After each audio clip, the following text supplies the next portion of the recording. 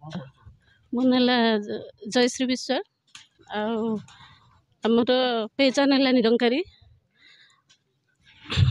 ଏଠି ମାନେ ବଡ଼ ସାନ ଆ ଭିତରେ କିଛି ବି ମାନେ ସେମିତି ନାହିଁ। ଆମେ ହେଲୁ ଗୋଟିଏ ଫ୍ୟାମିଲି, ନିରଙ୍କାରୀ ଫ୍ୟାମିଲି।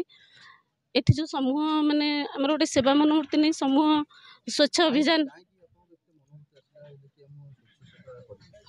ଆମ ମିଶନର ଫାଷ୍ଟ ତ ସେବା ମନୋବୃତ୍ତି ଯେଉଁଟା ମାନେ ସେବା କହିଲେ ଯେକୌଣସି ସେବା ତନର ହଉ ଶରୀରର ହଉ ଯେକୌଣସି ସେବା ତା ଦେହରେ ପ୍ରାଧାନ୍ୟ ବେଶୀ ସ୍ୱଚ୍ଛ ଅଭିଯାନ ଯେଉଁ ଏବେ ମାତାଜୀଙ୍କର ଆଦେଶ ଆସିଛି ଅଲ୍ ଓଭର ୱାର୍ଲଡ ସାରା ବି ଏଇ ସ୍ୱଚ୍ଛ ଅଭିଯାନ ଚାଲିଛି।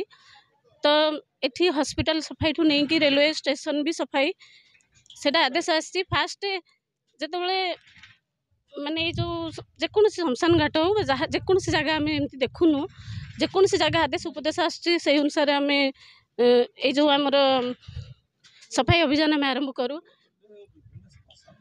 ଶ୍ମଶାନ ଘାଟଠୁ ଆରମ୍ଭ କରି ରେଲୱେ ଷ୍ଟେସନଠୁ ମାନେ ସେଠି ବି ମେଡ଼ିକାଲ ପ୍ରାଙ୍ଗଣ ବି ଯାଇଛୁ ବି ସେଇ ଏଇ ଯେଉଁ ଅଭିଯାନରେ ପ୍ରତ୍ୟେକ ଭାଇ ଭଉଣୀଙ୍କର ବହୁତ ଅବଦାନ ଇଏରେ ଅଛି। ମିଶନରୁ ମାନେ ନିରଙ୍କାରୀ ସଂସ୍ଥା ଇଏକୁ ସଫାଇ ଅଭିଯାନ ଆରମ୍ଭ କରିଛି। ସେଇଟା ସକାଳ 7ରୁ ତ ଆରମ୍ଭ ହେଇଛି। ଆମେ ଏଠି ଦେଖୁନା ମାନେ କେଉଁ ଜାଗା କ'ଣ କିଛି ଦେଖୁନା, କାରଣ ଓଡ଼ିଶାର ଯେକୌଣସି ପ୍ରାନ୍ତରରୁ ମାନେ ଆମର ଆସିକି ଏଇ ସଫାଇ ଅଭିଯାନ କାର୍ଯ୍ୟକ୍ରମ ଆମେ ଆସିକି ସବୁ ଯୋଗ ଦେଇଥାଉ। এইটা କୋଭିଡ଼ ଜଷ୍ଟ ପୂର୍ବରୁ ଆମର ଆରମ୍ଭ ଏଇଟା ହେଇଛି, କାରଣ ରେଲୱେ ଷ୍ଟେସନ ଫାଷ୍ଟ ଥିଲା, ରେଲୱେ ଷ୍ଟେସନ ସଫାଇ ଫାଷ୍ଟ ଥିଲା। ତ ଆରମ୍ଭ ଏଇଟା 7 ବର୍ଷ ଖଣ୍ଡେ ହେଇଯିବ, 7 ବର୍ଷ ହେଲା ହିଁ ସଫାଇ ଚାଲିଛି। ତ ତା ଦେହରେ ରେଲୱେ ଏଇଟା ଫାଷ୍ଟ ଥିଲା, ସେ ଆଦେଶ ଆସିଥିଲା, ସଫା ହେଇଥିଲା। ତାପରେ ମେଡ଼ିକାଲ ବି ଆମର କ୍ୟାପିଟାଲ ହସ୍ପିଟାଲ ହଉ, କଟକରେ ବି ବଡ଼ ମେଡ଼ିକାଲ ହଉ, ସବୁଠି ଆର ବର୍ଷ ବୋଧେ ଆମର ଥିଲା ଏଠି ମହାନଦୀ ସଫାଇ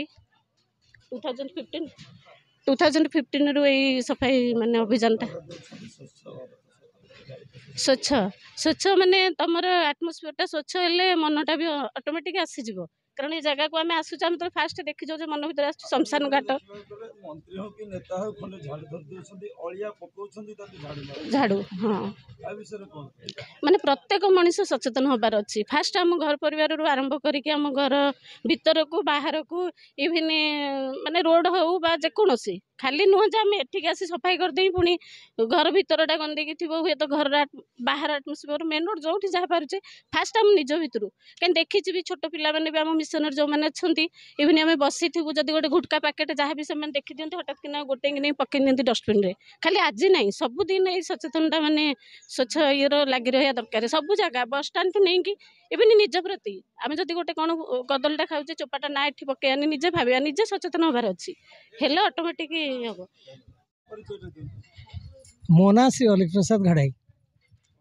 ମୁଁ ସନ୍ଥ ନିରଙ୍କାରୀ ମିଶନର ଜଣେ ସଦସ୍ୟ ଅଟେ। ଇଏ ସଫେଇ ଅଭିଯାନ ଏଇଥିପାଇଁ ଆମର ଆଜି ସାରା ପୃଥିବୀରେ ପ୍ରାୟ ଭାରତରେ ତ ସାରା ଭାରତରେ ପୁରା ସବୁ ଜାଗାରେ ଆମର ଯେଉଁ ଜାଗାରେ ଆମର ନିରଙ୍କାରୀ ମିଶନର ବ୍ରାଞ୍ଚ ଅଛି ସେଇ ଜାଗାରେ ନିରଙ୍କାରୀ ଡେଭୋଟ୍ସ ମାନେ ସବୁ ଜାଗାରେ ସ୍ୱଚ୍ଛ ପବିତ୍ର ଅଭିଯାନ ଇଏ ହେଇଛି, ଆରମ୍ଭ ହେଇଛି। ଏବଂ ପରିଷ୍କାର ପରିଚ୍ଛନ୍ନ ରଖିବା ଆମର ହେଉଛି କାମ। ମାତାଜୀଙ୍କର ଯେଉଁଭଳି ଆଦେଶ ଆସିଲା କି ଆମର ଓଡ଼ିଶାରେ କରିବା ପାଇଁ, ଓଡ଼ିଶାରେ ବିଭିନ୍ନ ଜାଗାରେ ଯେମିତିକି ଆପଣଙ୍କର ରାଉରକେଲା, ସମ୍ବଲପୁର, ବୁର୍ଲା କିମ୍ବା ଆପଣଙ୍କର ଗଞ୍ଜାମ ଜିଲ୍ଲାର ପୋଚିଲିମା, ଆଉ ଆପଣଙ୍କର ବ୍ରହ୍ମପୁର, ଆଉ ଚୈତନ୍ୟପୁର, ଆପଣଙ୍କର ଏଠି ଆମର ମାଙ୍କ ଗାଁ, ଭୂଷଣ୍ଡପୁର, ପୁରୀ ଟାଉନ, ପଛିପାଳ ଏବଂ ଚିଲିକା, ଏଇଭଳି ଆମର କେତେ ଗୁଡ଼ିଏ ଜାଗାରେ ଖଳିସାହି, ଏମିତି ସବୁ ଜାଗାରେ ଆମର ଇଏ ଯେଉଁ ଆଜି ସ୍ୱଚ୍ଛତା ଅଭିଯାନ ଚାଲିଛି। ଏବଂ ଆମର ନିରଙ୍କାରୀ ମିଶନର ସେବାଦଳ ମାନେ ଏଥିରେ ବିଶେଷ ସହଯୋଗ କରୁଛନ୍ତି। ଆଉ ସାଧୁ ସଙ୍ଗତ ଯେଉଁମାନେ ଆପଣ ଦେଖୁଛନ୍ତି, ଯେଉଁମାନେ ସାଧୁ ସଙ୍ଗତ ସବୁ ଆସିଛନ୍ତି, ଏମାନେ ମଧ୍ୟ ଏଥିରେ ସହଯୋଗ କରୁଛନ୍ତି। ଆମର କାମ ହେଲା ସ୍ୱଚ୍ଛତା ରଖିବା, ପବିତ୍ର ରଖିବା, ନିର୍ମଳ ରଖିବା। ଯେମିତିକି ଆମେ ବାହାରେ ନିର୍ମଳ ରଖୁଛନ୍ତି, ଭିତରେ ମଧ୍ୟ ନିର୍ମଳ ରଖିବା। ତେଣୁ ଆମର ମାତାଜୀଙ୍କର ଆଦେଶ କି ପ୍ରତ୍ୟେକ ଜାଗାରେ ଯାଇକି ଆପଣମାନେ ଇଏ ଆମେ 4 କୋଟି ଓଡ଼ିଆଙ୍କୁ ଏଇ ମେସେଜ ଦେବୁ କି ଯେମିତି ନିରଙ୍କାରୀ ମିଶନ ଇଏ ସ୍ୱଚ୍ଛତା ଅଭିଯାନ ଆରମ୍ଭ କରିଛି, ଆପଣମାନେ ସମସ୍ତେ ମଧ୍ୟ ନିଜ ଘରେ, ନିଜ ଘର ବାହାରେ ଏବଂ ମନ୍ଦିର ପ୍ରାଙ୍ଗଣରେ କିମ୍ବା ଶ୍ମଶାନ ଜାଗାରେ ଆପଣ ସବୁ ସମୟରେ ଯାଇକି ସାଫ ସଫାଇ ରଖନ୍ତୁ, ଯାହାଦ୍ୱାରା କି ଆମ ନିଜକୁ ବି ଉପକାର ହେବ ଏବଂ ଦେଶ ପାଇଁ ମଧ୍ୟ ମଙ୍ଗଳ ହେବ। ଆଜ୍ଞା ନମସ୍କାର, ମୋ ନାଁ ସର୍ବେଶ୍ୱର ବେହେରା। ସন্ত ନିରଙ୍କାରୀ ମଣ୍ଡଳର ଭୁବନେଶ୍ୱର ଶାଖାର ସଞ୍ଚାଳକ ଦାୟିତ୍ୱରେ ଅଛି, ଯେଉଁଟାକି ସେବା ଦଳ ମାନଙ୍କର ସଞ୍ଚାଳକ। ଆଉ ଆଜ୍ଞା ଆଜ୍ଞା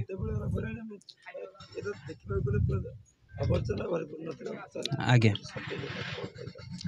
ଆଜ୍ଞା ଆଜି ଏଠି ଆମେ ସକାଳ 8ଟାରୁ ଷ୍ଟାର୍ଟ କଲୁ, ଆଉ 8ଟାରୁ 12ଟା ଗୋଟେ ପର୍ଯ୍ୟନ୍ତ ଆମର ଏ ପ୍ରୋଗ୍ରାମ ଚାଲିବ। ପାଖାପାଖି ସେ ମାନେ ଆମର 100ରୁ ଏଭବ ସେବା ଦଳ ଏବଂ ସଂଗତ ଏଠି ଯୋଗଦାନ କରିଛନ୍ତି ସଫେଇ କାମରେ। ଆଉ ଉଦ୍ଦେଶ୍ୟ ହେଉଛି ମାନେ ପରିଷ୍କାର ପରିଚ୍ଛନ୍ନତା ରକ୍ଷା କରିବା, ମାନେ ଗନ୍ଦଗୀ ଭିତରେ ହଉ ବା ବାହାରେ ହଉ ଉଭୟ କ୍ଷତିକାରକ। ଭିତରେ ମାନେ ମନ ବି ପରିଷ୍କାର ହେବା ଦରକାର, ପରିବେଶ ବି ପରିଷ୍କାର ହେବା ଦରକାର। ଆଉ ଆଜି ଯେଉଁ ପ୍ରୋଗ୍ରାମ ଏଠି ଆମେ କରୁଛୁ, ଖାଲି ଏଇଠି ନୁହଁ, ଆମର ମାତାଜୀଙ୍କର ଆଦେଶ ଅନୁକ୍ରମେ ଆମର ସାରା ଭାରତରେ ପାଖାପାଖି 2000 ଲୋକେସନରେ ସେମ୍ ଟାଇମ୍ରେ ସେମ୍ ମାନେ ଆମର 8ଟାରୁ ଗୋଟେ ପର୍ଯ୍ୟନ୍ତ ଚାଲିଛି। 2000ରୁ ଅଧିକ ସ୍ଥାନରେ ସେମ୍ କାର୍ଯ୍ୟ ଚାଲିଛି ଆମର।